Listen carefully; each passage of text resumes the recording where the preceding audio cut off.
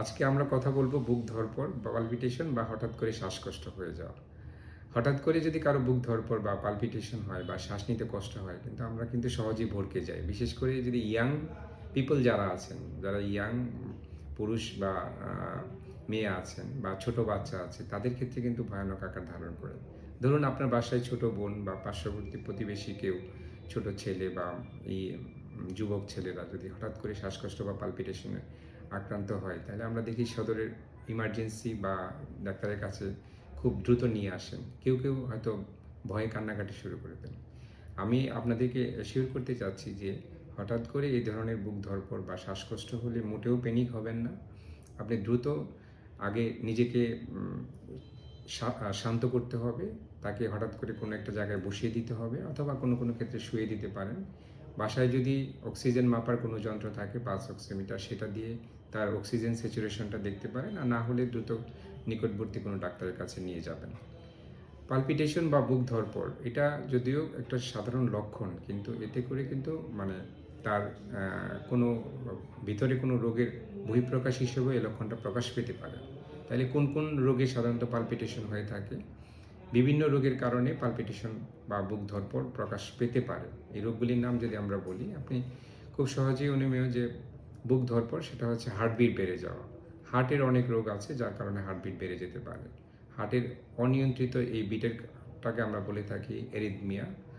Arrhythmia হতে পারে যদি তার হার্টে কোনো ব্লক থাকে, তার আগে থেকে হার্ট ফেলিওর থাকে, অথবা তার ভালভের কোনো ডিজিজ থাকে, হার্টের ভালভের যদি কোনো রোগ থাকে। এছাড়াও উচ্চ রক্তচাপের কারণেও তার অনেক সময় হার্টবিট বেড়ে যেতে পারে। কিছু কিছু হরমোনজনিত রোগ আছে যেমন থাইরোটক্সিকোসিস বা থাইরয়েড হরমোনের আধিক্য। এটা যদি কারো থাকে তাহলে তার কিন্তু হার্টবিট অনেক বেড়ে যাবে বা বুক ধড়ফড় করতে পারে বা পালপিটেশন হতে পারে।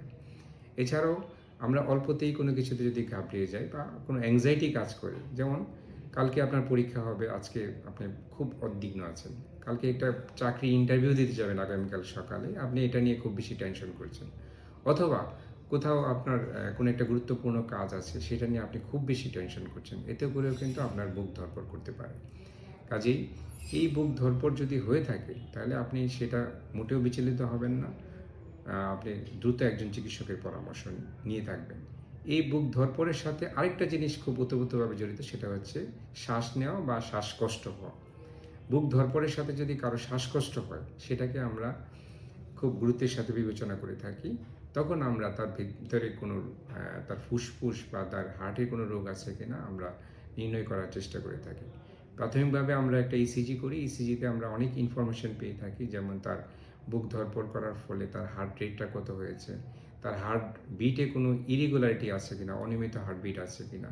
ওখান থেকে কিন্তু আমরা তার হার্টের ভিতরে স্ট্রাকচারাল অথবা হার্টের কোনো অন্য কোনো রোগ আছে কিনা আমরা প্রাথমিক একটা ধারণা পেয়ে থাকি। এছাড়াও রোগীর সাথে কথা বলে তার বুক ধড়ফড়ের কারণ আমরা সুনিশ্চিতভাবে অনুসন্ধান করতে পারি। সাথে প্রয়োজনীয় কিছু পরীক্ষা নিরীক্ষা করে নেওয়া যায়। করে যদি তার কারণটা নির্ণয় হয়ে থাকে, সে অনুযায়ী চিকিৎসক যদি চিকিৎসা দিয়ে থাকে, বুক ধড়ফড় কিন্তু ভালো হয়ে যায়, সাথে তার শ্বাসকষ্টটা নিরাময় হয়ে থাকে।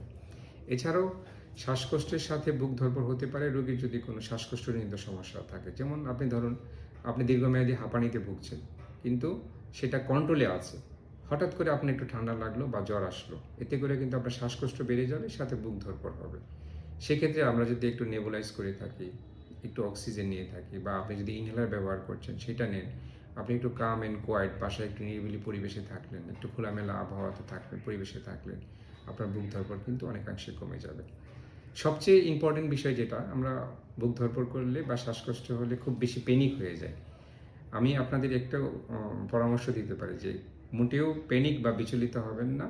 আপনি প্রথম কাজ হলো যে আপনি মাথা ঠান্ডা করে একটা জায়গায় রেস্ট নেবেন। তারপর আপনি চিকিৎসকের পরামর্শ নেবেন। একজন চিকিৎসক আপনাকে দেখে আপনার ইতিহাস নিয়ে প্রয়োজনীয় পরীক্ষা নিরীক্ষা করে বুক ধড়ফড়ের কারণ অনুসন্ধান করে যদি আপনাকে চিকিৎসা দেয়, পরবর্তীতে এটা হওয়ার প্রবণতা অনেক কমে যাবে এবং আপনি সঠিকভাবে রোগ নিরাময় হবে আপনার, এবং আপনি একটি সুস্থ স্বাভাবিক জীবনযাপন করতে পারবেন। ধন্যবাদ সবাই।